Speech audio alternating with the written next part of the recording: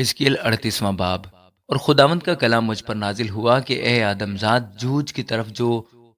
ماجوج کی سرزمین کا ہے، اور روش اور مسک اور توبل کا فرمان روا متوجہ ہو، اور اس کے خلاف نبوت کر اور کہ خداوند خدا یوں فرماتا ہے کہ دیکھ، ایجوج، روش اور مسک اور توبل کے فرمان روا، میں تیرا مخالف ہوں، اور میں تجھے پھرا دوں گا،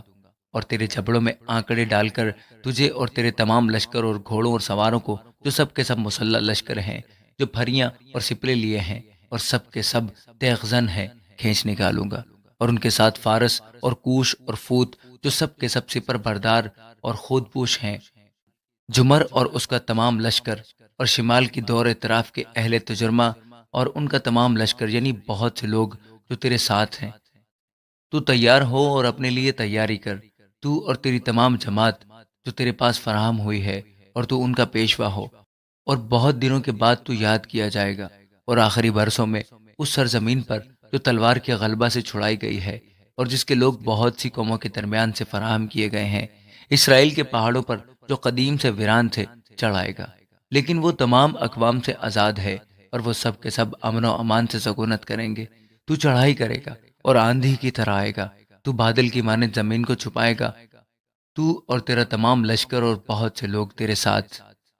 خداوند خدا یوں فرماتا ہے کہ اس وقت یوں ہوگا کہ بہت سے مضمون تیرے دل میں آئیں گے، اور تو ایک بڑا منصوبہ باندھے گا، اور تو کہے گا کہ میں دیہات کی سرزمین پر حملہ کروں گا، میں ان پر حملہ کروں گا جو راحت و آرام سے بستے ہیں، جن کی نہ فصیل ہے، نہ اڑبنگے اور نہ پھاٹک ہیں، تاکہ تو لوٹے اور مال کو چھین لے، اور ان ویرانوں پر جو اب آباد ہے، اور ان لوگوں پر جو تمام قوموں میں سے فراہم ہوئے ہیں، جو مویشی اور مال کے مالک ہیں اور زمین کی ناف پر بستے ہیں، اپنا ہاتھ چلائے۔ سبا اور ددان اور ترسس کے سوداگر اور ان کے تمام جوان شیر ببر تجھ سے پوچھیں گے، کیا تو غارت کرنے آیا ہے؟ کیا تو نے اپنا غول اس لیے جمع کیا ہے کہ مال چھین لے اور سونا چاندی لوٹے اور مویشی اور مال لے جائے اور بڑی غنیمت حاصل کرے؟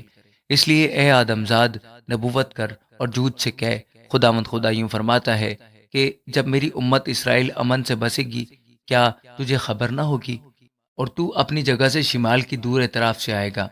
تو اور بہت سے لوگ تیرے ساتھ، جو سب کے سب گھوڑوں پر سوار ہوں گے، ایک بڑی فوج اور بھاری لشکر۔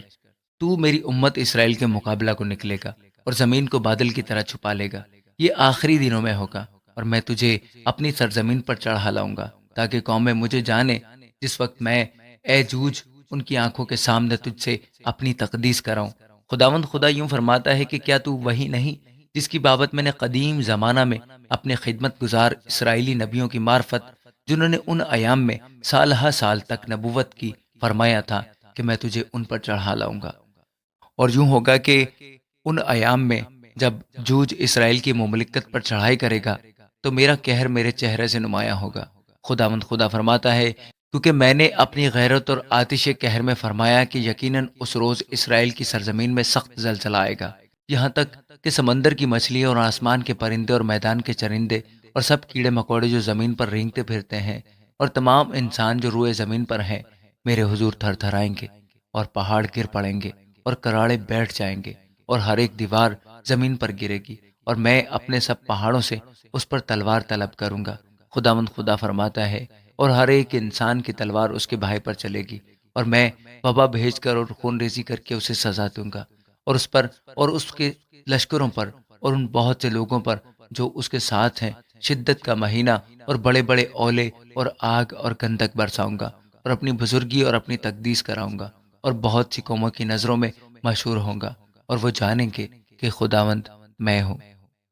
آمین۔